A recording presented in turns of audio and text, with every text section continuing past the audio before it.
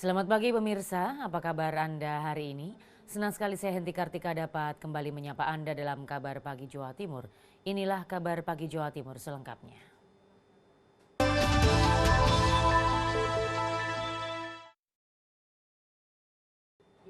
Diduga akibat konsleting listrik, 2 ruang oven pabrik pembuatan obat nyamuk di Surabaya ludes terbakar. 10 mobil pemadam kebakaran dikerahkan untuk memadamkan api yang cepat membesar.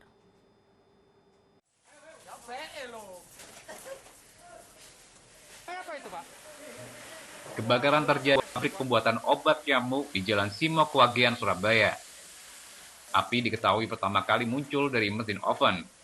Diduga munculnya percikan api diakibatkan konsleting listrik di ruang oven pengering obat nyamuk. Banyaknya bahan yang mudah terbakar membuat api dengan cepat membesar. Karyawan pabrik yang melihat munculnya api sempat panik dan berusaha memadamkan api dengan alat pemadam kebakaran milik pabrik. Namun api justru membesar. Menurut karyawan, saat alarm tanda bahaya berbunyi, api langsung membesar. Itu wawancara termostat open kontrol open itu bunyi, sirene bunyi itu langsung langsung api langsung nyala. Api langsung nyala. Iya.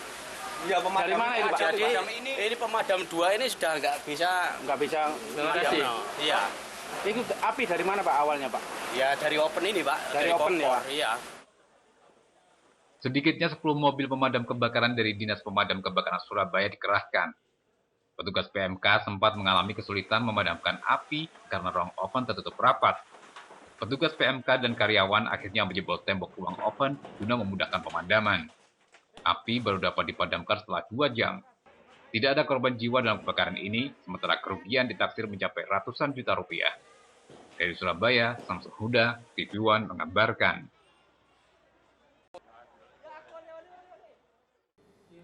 Puluhan warga di Banyuwangi memblokade jalan raya yang merupakan akses menuju lokasi penambangan emas Gunung Tumpang Pitu.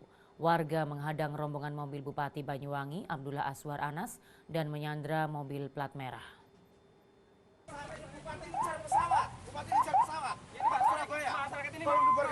Iring-iringan rombongan mobil Bupati Banyuwangi yang dikawal patwal polisi terhenti di pintu masuk kawasan tambangan emas Gunung Tumpang Pitu, Desa Sumber Agung, Kecamatan Pesagaran akibat blokade warga.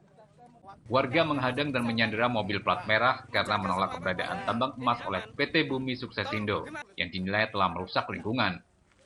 Meski mobil Bupati Banyuwangi Abdullah Aswar Anas berhasil lolos dari blokade warga, namun sejumlah mobil berplat merah lainnya terjebak kepungan warga.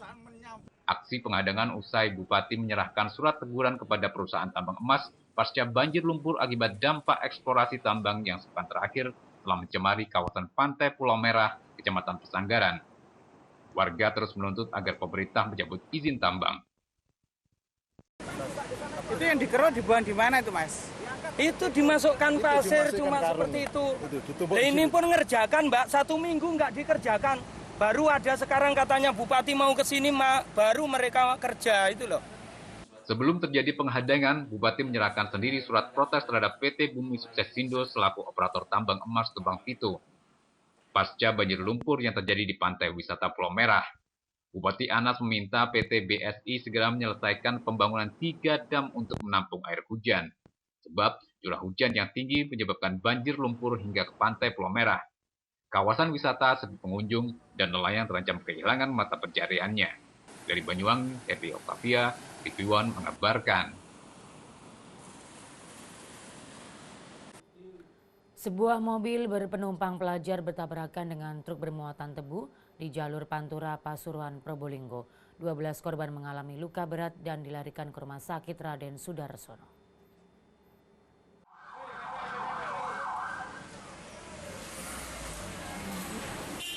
12 korban harus mendapatkan perawatan intensif setelah mengalami kecelakaan di Jalan Raya Mangkrengan, Grati, Pasuruan. 10 korban diantaranya adalah pelajar penumpang MPU, sedangkan 2 korban lainnya adalah sopir. Kecelakaan bermula saat MPU yang dikendari Abdul Ghafur 50 tahun warga Lekok melaju dari arah barat menuju ke timur dengan kecepatan tinggi. Saat mendahului kendaraan lain di depannya, tiba-tiba muncul truk muatan tebu dari arah berlawanan. Tabrakan pun tak terhindarkan. Sekolah. Terus? Jangan nyalip kanan. Jangan kalau itu harusnya kan harus ngiri, Pak. Oh, ini terlalu nganan. Ya, makan itu marka jalan. Oh, marka jalan melanggar. Ya, kan akhirnya di Satap itu. Satap tebu itu, Pak ya? Kecelakaan juga membuat kedua kendaraan ringsek di bagian depan. Tadi ngebut ini yang LP ini. Perkiraan kurang lebih seperti itu. Lihat korbannya anak-anak sekolah rumah yang penumpangnya. Berapa korbannya? Tadi kayak sepertinya itu 8. Dugaan sementara penyebab kecelakaan karena mobil MPU ugal-ugalan. Kejadian ini menyebabkan jalur Pantura Surabaya Banyuwangi dan arah sebaliknya tersendat. Dari Pasuruan, Yogi Anggara, TV One mengabarkan. Kabar Pagi Jawa Timur akan segera kembali dengan informasi. Munculnya isu kenaikan harga rokok membuat para petani di Tuban dan Jombang resah.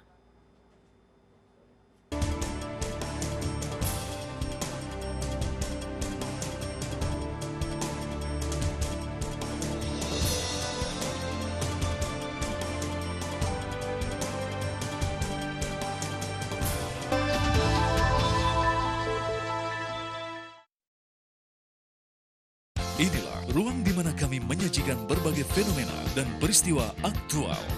Pengadilan Tindak Pidana Korupsi kembali menggelar sidang kasus suap Hakim PT UN Medan dengan terdakwa OC Kaligis. Ruang kita, TV One memang beda. Membahas beragam informasi dan peristiwa.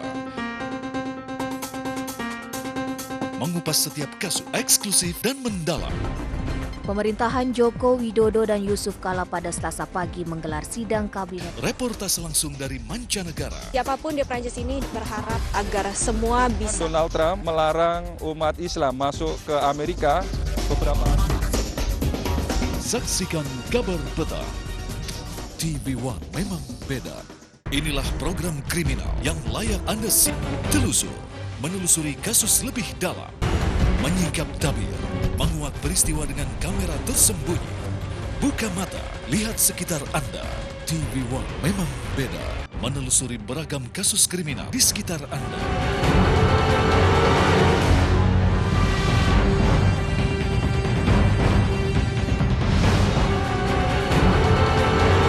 Dan mengupas kasus sosial lainnya.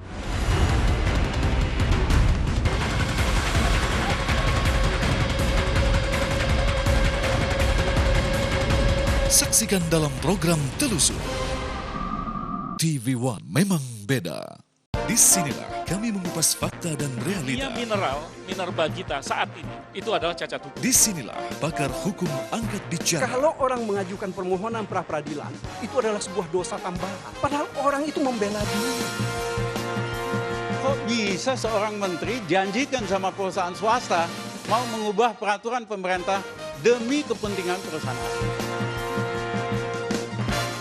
Indonesia Lawyers Club, TV One memang beda.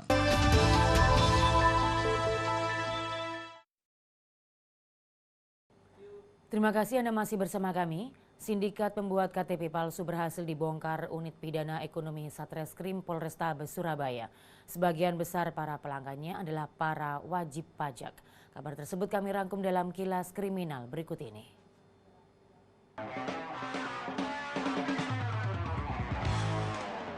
Bermodal pengalaman jadi pengawal rental pengetikan, Agung Wicaksono 35 tahun warga dusun Ngasinan Gresik berani menerima jasa pencetakan KTP palsu. Para pelanggannya adalah para wajib pajak yang tidak mau ribet membayar pajak kendaraannya di Samsat Ketintang, Surabaya. Kedua pelaku sudah menggeluti jasa pemalsuan KTP ini selama hampir 2 tahun. Nanang Subianto, warga Jalan Darmo Kali, Surabaya, berperan sebagai marketing yang sedang memperpanjang pajak kendaraan di Samsat, Surabaya.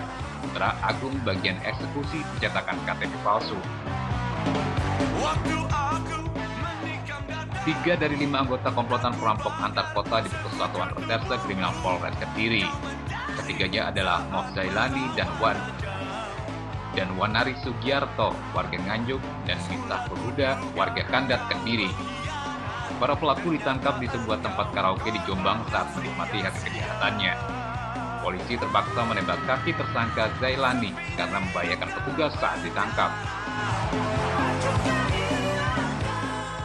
Heri Purwanto, 25 tahun, warga desa Tawang Rejo, Kecamatan Gemarang, Madiun, tega membunuh istrinya dan membuang jasadnya di bawah jembatan di tengah hutan. Pelaku juga menganiaya Sumarno, pria yang diduga pacar korban hingga mengalami sejumlah luka bacok di tubuhnya. Pelaku yang kabur tengah dalam pengejaran polisi. Usai menemukan jasad Iin Ria Riana Dewi, 19 tahun, warga desa Buburan, Kecamatan Mono Asri, Kabupaten Madiun, polisi membawa jenazahnya ke RSUD Sudono. Tak terima terdakwa pencabulan anak kandung dibebaskan, pihak korban mendatangi kantor pengadilan setempat meminta keadilan dan kasusnya diajukan banding. Humas Pengadilan Negeri Lumajang membenarkan bahwa vonis bebas terdakwa aksi pencabulan terhadap anak kandung Herminto, 46 tahun, warga desa Penanggal, Kecamatan Candipuro, Lumajang, dikabulkan. Tuntutan jaksa selama 15 tahun pada terdakwa itu ada kekurangan syarat formil dalam proses penyidikannya. Sebagaimana pledoi dari terdakwa, saat terdakwa disidik polisi tak didampingi pengacara. Korban dan kakaknya yang masih trauma mengaku tak terima jika ayah kandungnya Herminto divonis bebas Majelis Hakim Pengadilan Negeri Lumajang. Polres Ponorogo menangkap pelaku pencurian kendaraan bermotor. Polisi menembak kaki Erik Estrada, 35 tahun, warga Surabaya, karena berusaha melawan petugas saat ditangkap. Pelaku ditangkap polisi setelah melakukan pencurian kendaraan bermotor. Modus pelaku terbilang baru, yakni menggunakan jual beli handphone murah untuk mengelabui korban tanpa berusaha kunci motor. Erik berusaha mengenal calon korbannya dengan berpura-pura ingin menjual handphone miliknya. Dirinya bersama korban bertemu di salah satu hotel di Ponorogo. Saat korban lengah, pelaku menukar kunci sepeda motor korban dengan kunci miliknya. Tim TV One mengabarkan.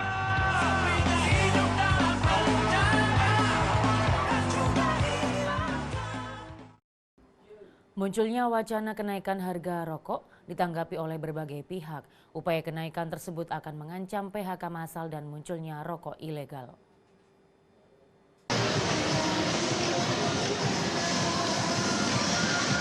Aktivitas ribuan buruh pabrik rokok Gudang Baru di Desa Penarukan, Kecamatan Kepanjen, Kabupaten Malang, setiap harinya mampu memproduksi ratusan ribu batang rokok sigaret kretek tangan atau SKT.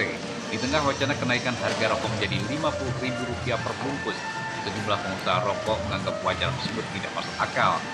Kenaikan harga rokok dianggap tidak signifikan, justru membuka peluang baru munculnya produksi rokok ilegal yang justru merugikan pemerintah dari sektor pendapatan pajak cukai rokok. Masalah lainnya akan terjadi PHK buruh keterbukaran. Sementara itu, Wakil Gubernur Jawa Timur Saifullah Yusuf menanggapi serius wacana harga rokok yang mahal. Pernyataan ini disampaikan usai menghadiri acara Konfercap NU di Ponpes Ihyaul Ulum Dukun Gresik. Menurutnya, kenaikan yang terbilang sadis ini sangat mengerikan. Gus Ipul menyatakan, jika rokok mahal akan berdampak serius karena banyak rakyat kecil yang bergantung hidup dari hasil tembakau. Ada lebih dari 6 juta warga di Jawa Timur yang bekerja di sektor tembakau. Dari Malang dan Gresik, Eri Cayono, Muhammad Habib, TV One mengabarkan. Munculnya isu kenaikan harga rokok membuat para petani di Tuban dan Jombang resah. Para petani khawatir permintaan akan tembakau berkurang sehingga pendapatan mereka menurun.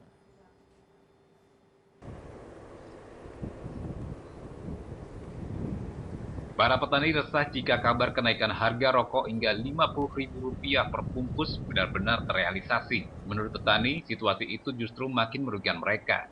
Jika harga rokok mahal, dikhawatirkan dapat melemahkan industri rokok sehingga menurunkan permintaan tembakau. Dampak yang paling parah adalah tanaman tembakau petani menjadi tidak laku sebab tidak ada lagi yang mau membeli. Sejak ramai perbincangan soal harga rokok berimbas pada permintaan dan harga jual tembakau. Petani kesulitan menjual tembakau karena tak ada lagi pedagang yang mau menampung. Hal serupa juga terjadi di Jombang.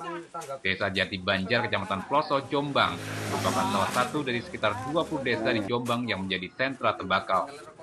Dengan tingginya cukai rokok, petani khawatir daya beli pabrik rokok terhadap tembakau petani akan menurun. Saat ini saja, harga tembakau petani tengah anjlok. Dibandingkan tahun lalu, harga tembakau saat ini menurun sekitar 50%, padahal harga rokok belum naik. Untuk tembakau jenis Cinten daun basah seharga Rp2.000 per kilogram, sedangkan jenis Rejep Rp2.500 per kilogram. Pada musim panen tahun lalu, harga dua jenis tembakau tersebut masih berkisar Rp5.000 hingga Rp5.500 per kilogram. Yaitu Badan Jombang, Sartono, Martanusi, TV1 mengabarkan.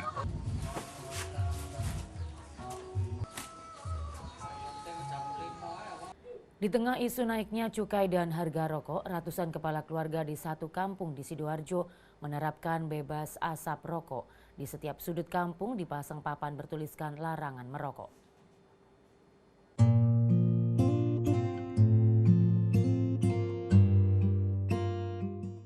Suasana desa Sebani, Kecamatan Tarik, Kabupaten Sidoarjo yang berada di perbatasan Sidoarjo Mojokerto ini tidak berbeda dengan desa lain pada umumnya. Namun jika diperhatikan, di setiap sudut desa akan dijumpai papan larangan merokok. Bahkan, di desa ini juga bisa ditemukan ratusan kaleng yang dipajang di pinggir jalan sebagai tempat membuang abu dan puntung rokok. Sejak setahun lalu, desa yang memiliki 33 RT ini memiliki program melarang setiap warganya merokok di dalam rumah. Program yang dicetuskan oleh kepala desa setempat ini berawal dari keprihatinannya akan bahaya perokok pasif dibandingkan perokok aktif. Meski sempat terjadi penolakan, namun selama setahun terakhir, terdapat lebih dari 200 kepala keluarga di 3 RT telah menerapkan program bebas asap rokok di dalam rumah. Menurut Adi Mursito, warga kampung ini mendukung harga rokok dinaikkan supaya pengguna rokok bisa berkurang. Masyarakat sini itu awalnya memang mungkin sudah terbiasa merokok dalam rumah, tapi sekarang sudah terbiasa merokok di luar rumah. Nah ini kami mulai melangkah kepada anak pemuda Karang Taruna. Nantinya anak Karang Taruna itu akan saya beri arahan agar bisa meluas ke semua lingkungan.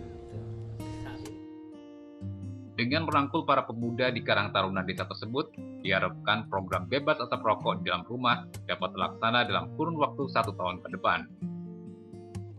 Dari Sidoarjo, Maidi, TV1 mengabarkan.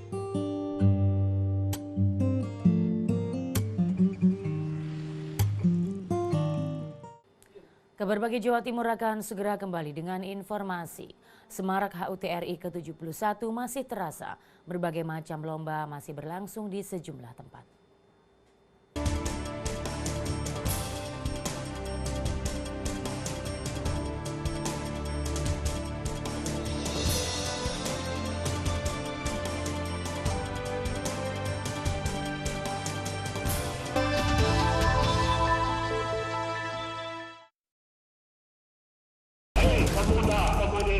Sejarah perjalanan hidup Indonesia berbicara tentang kejayaan dan upaya Indonesia untuk merdeka. Peristiwa bersejarah terdokumentasi untuk generasi Indonesia.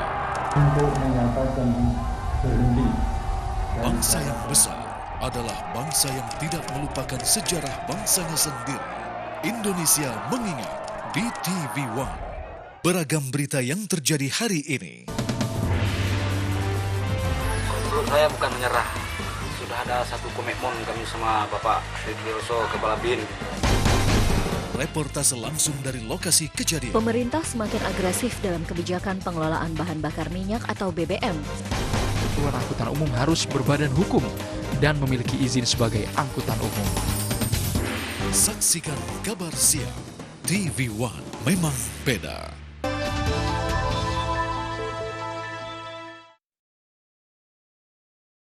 Belasan mantan buruh pabrik rokok Reco Pentung di Lumajang kembali melakukan aksi unjuk rasa. Masa menuntut upah segera dibayarkan. Berikut kabar Jatim selengkapnya.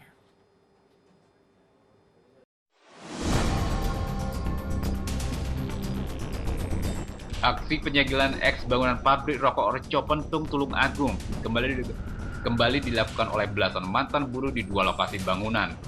Satu bangunan rumah tangga pabrik Reco Pentung di Jalan Supriyadi dan bangunan pabrik di Jalan Mayor Sujadi. Aksi eks buruh Reco Pentung ini dilakukan sebagai buntut hilangnya atribut dan tulisan di bangunan yang diduga dilakukan oleh pihak pabrik yang diduga akan dijual oleh pemiliknya. Bangunan eks pabrik rokok sudah menjadi jaminan untuk buruh yang menuntut pemberian hak-hak pesangon dan gaji yang diabaikan pihak manajemen sejak perusahaan resmi tutup pada tahun 2003-2004.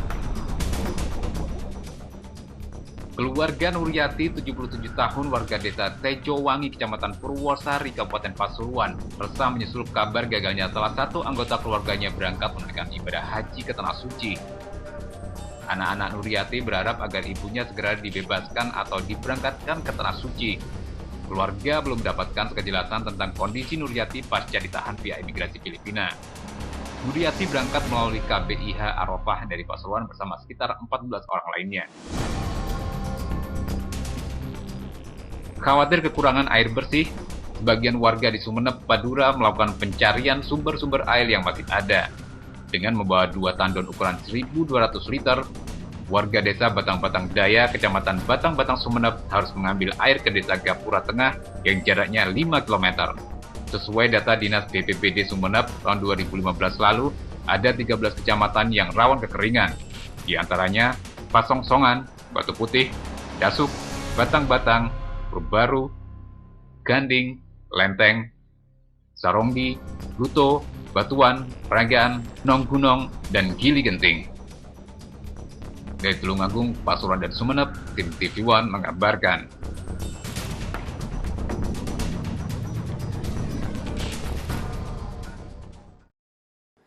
Semarak memperingati HUT RI ke-71 masih terasa hingga kini. Berbagai macam lomba masih berlangsung di sejumlah tempat. Berikut liputannya.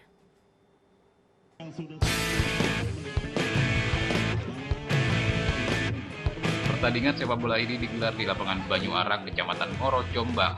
Pertandingan memeriahkan HUT RI ke-71 ini unik karena para pemainnya adalah waria. Mereka yang bertanding adalah kesebelasan waria Jombang melawan mahasiswa Umuk Malang yang tengah KKN di desa Banyuarang. Pertandingan menjadi seru karena waria mengenakan khas waria, sedangkan mahasiswa mengenakan kain sarung. Pertandingan kesebelasan waria melawan mahasiswa ini merupakan penutup kompetisi sepak bola antar klub di desa Banyuarang. 8 klub ikut kompetisi memberikan HUT kemerdekaan RI. Semarak kemeriahan HUT RI juga terjadi di desa Wonomertok, Kecamatan Kucialit, Kabupaten Lumajang. Warga menggelar pertandingan sepak bola pasutri dalam sarung. Pasangan suami istri harus masuk dalam sarung untuk memperebutkan bola. Dalam satu regu terdiri dari 3 pasang yang harus mencetak gol dengan cara bola mengenai galon air. Bagi para peserta, kegiatan lomba ini menjadi sarana mempererat kerukunan dan ajang silaturahmi antar warga desa.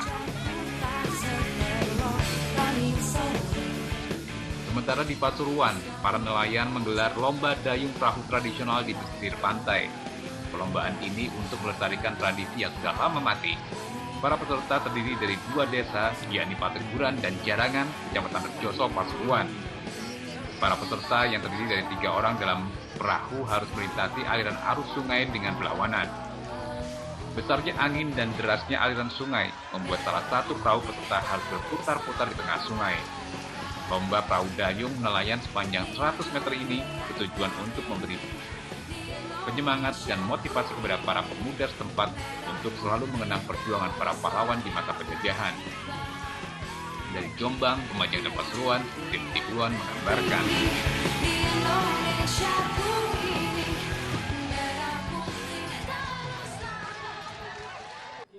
Kabar tadi sekaligus menjadi penutup kabar pagi Jawa Timur untuk hari ini. Mewakili kru yang bertugas, saya Henti Kartika mohon undur diri. Selamat beraktivitas. Sampai jumpa.